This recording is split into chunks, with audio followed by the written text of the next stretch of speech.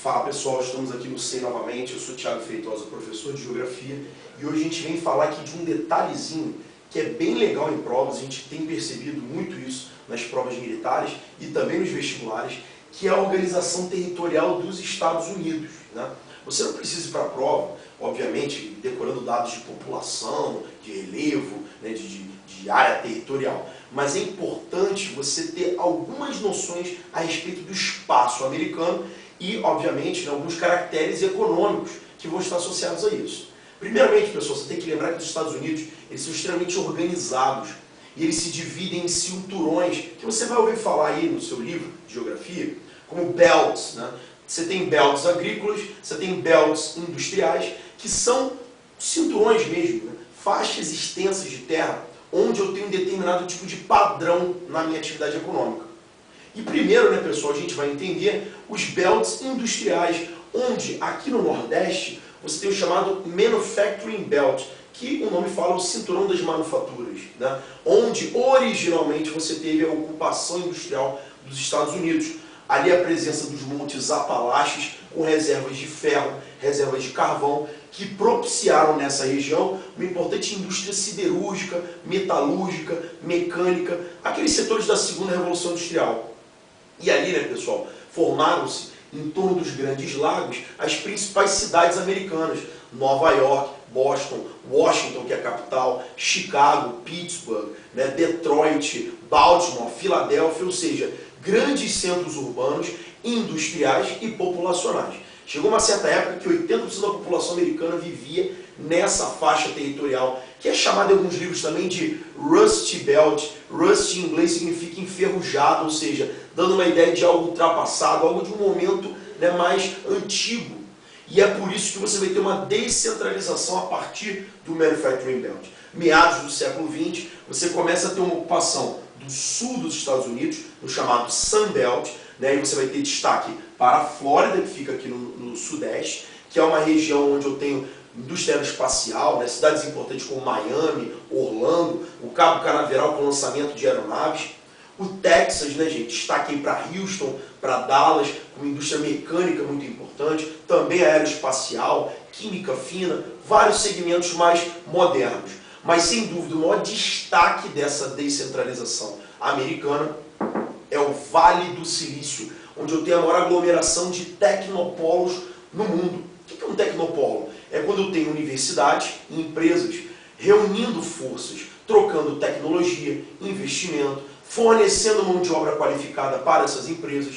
Ali surgiram empresas gigantescas, né, pessoal? Como o Facebook, como a Google, como a Microsoft, a Apple, né? As grandes empresas de tecnologia nos Estados Unidos, elas têm uma ligação muito forte com o Vale do Silício. Só um cuidado, tá, pessoal? Se falar no maior tecnopolo americano, uma universidade americana, ela fica aqui em Boston, né? Ali em Massachusetts, onde eu tenho o chamado MIT, que é o Massachusetts Institute of Technology, Instituto de Tecnologia de Massachusetts, associado a Harvard, né, gente? Sem dúvida, é uma universidade do planeta Terra. Beleza? Essa organização vai render aos Estados Unidos essa liderança tecnológica que eles vão obter, né, a partir do século XX e entrando no século XXI com essa hegemonia. No ponto de vista agrícola, seja na agricultura ou na pecuária, também temos essa setorização. Importante você lembrar que a agricultura americana e a pecuária são subsidiadas pelo governo. O governo americano gasta em torno de 40 bilhões de dólares por ano com apoio financeiro aos seus agricultores, em troca, obviamente, de sustentação econômica e política, né? Então aqui a gente vai perceber, por exemplo, nesse Nordeste, onde eu falei que a maioria da população se situa, eu tenho a produção de hortaliças e laticínios, no chamado Green Belt das hortaliças e o Dairy Belt dos laticínios, que é uma área que obviamente tem que ser perto dos grandes centros urbanos devido à possibilidade desses produtos estragarem. Hortaliças e laticínios estragam com facilidade, então eles alocaram, organizaram pertinho do mercado consumidor, né? Bem pensado. Nessa grande faixa central, que é uma região de planície, você vai ter o Corn Belt com milho e também com soja, e o Cotton Belt com algodão, aproveitando o relevo mais plano, facilitando o cultivo em largas extensões.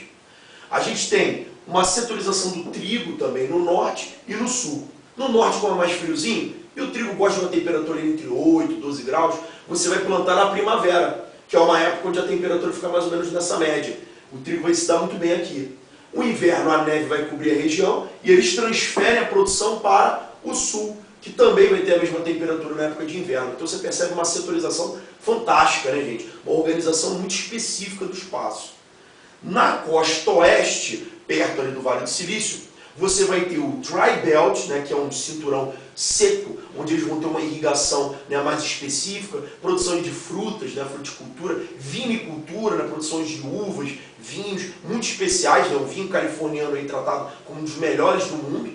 E a pecuária de corte, também chamada em livros de Ranching Belt, onde eu tenho um criatório bovino para o abate e a venda de carne. Então você percebe, né, galera, uma organização muito especial desse espaço, né, fazendo com que haja uma eficiência e um rendimento inigualáveis. Não é à toa que os caras são a maior nação em termos econômicos do mundo, apesar dos pesares. Beleza, pessoal? Galera, compartilha esse vídeo, curte, comenta, deixa sua sugestão e não perca que vem muito mais por aí aqui no Seio. Valeu!